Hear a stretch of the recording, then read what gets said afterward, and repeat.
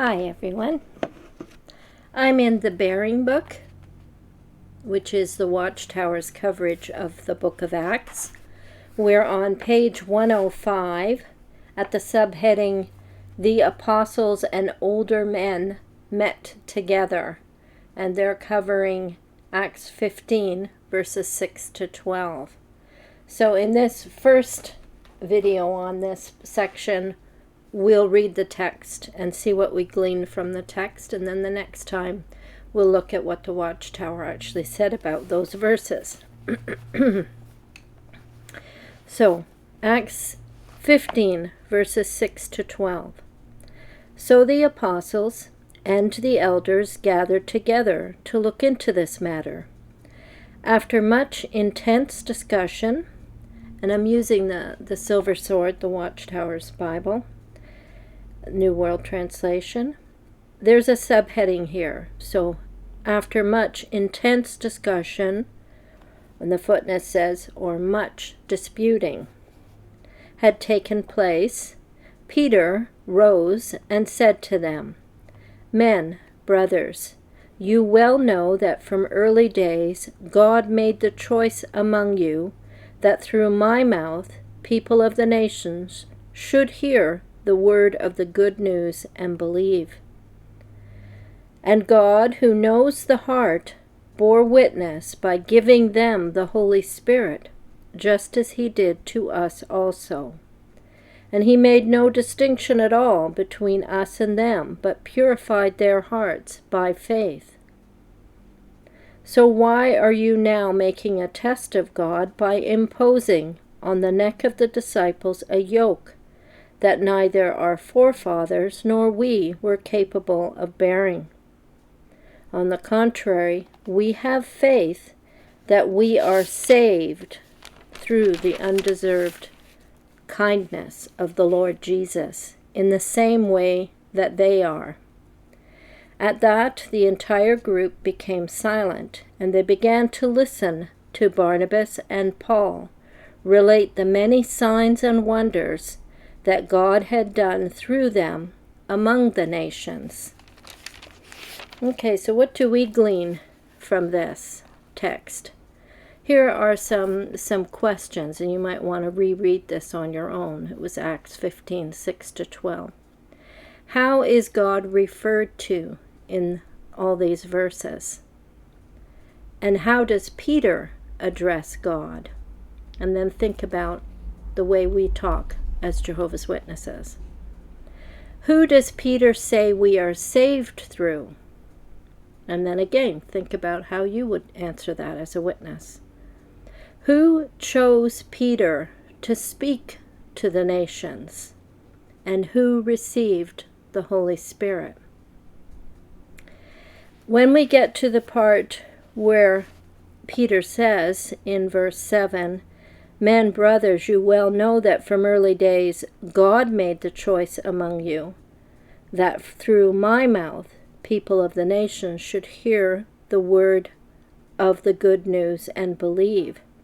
And then he testifies that those who heard, the Holy Spirit was poured on them. They were given the Holy Spirit.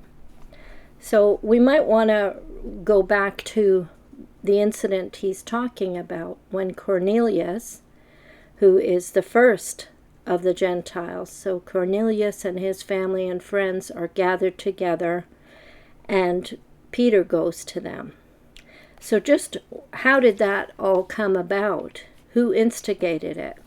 Who assigned Peter to do this? We hear about it in Acts chapter 10. First of all, you've got Cornelius, who is a lover of God, who goes to the synagogue to hear the word spoken. So he's praying, and this is what happens. An angel comes to him. And verse 4 to 8 says, Cornelius stared at him, terrified, and asked, What is it, Lord?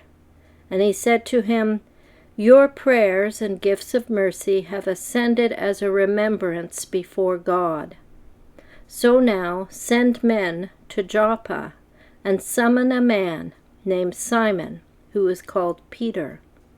This man is staying as a guest with Simon, a tanner, who has a house by the sea.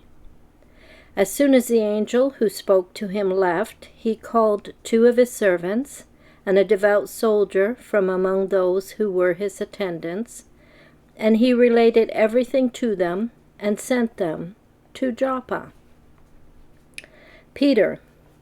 The story continues, and it tells you that Peter has been waiting for a meal and is up on the roof of the house that he's in as a guest, and he falls into a trance, and he sees a vision, the one with all the animals in a sheet, unclean animals.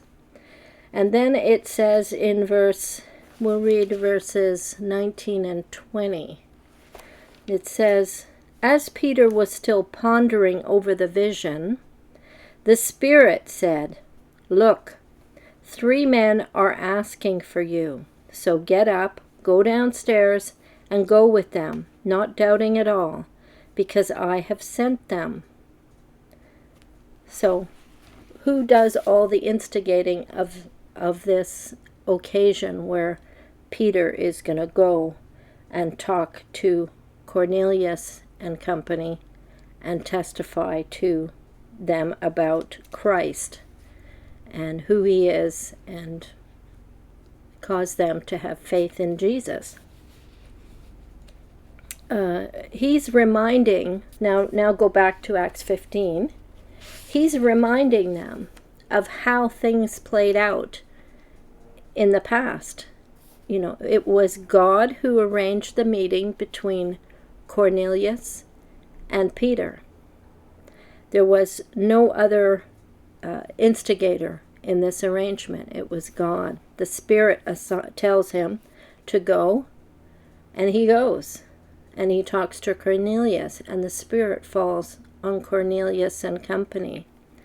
And they're blessed. And that's how they know they're blessed, because they too have the Holy Spirit on them. So Peter seems to be reminding them that that Paul and Barnabas don't need their permission for the work they're doing, and that God is obviously blessing them as well. There's no governing body involved in the witnessing to the Gentiles. It was God's doing in Peter's case. And then Paul and Barnabas tell them that God showed them through signs and wonders, and that he was behind or supporting or blessing their work as missionaries. So at this point, I think we'll close this video, and then the next time we will see what the Watchtower gleaned from this same passage. I'm going to link to a video that David did from a series of Jacques Ellul. He has a book called The Subversion of Christianity.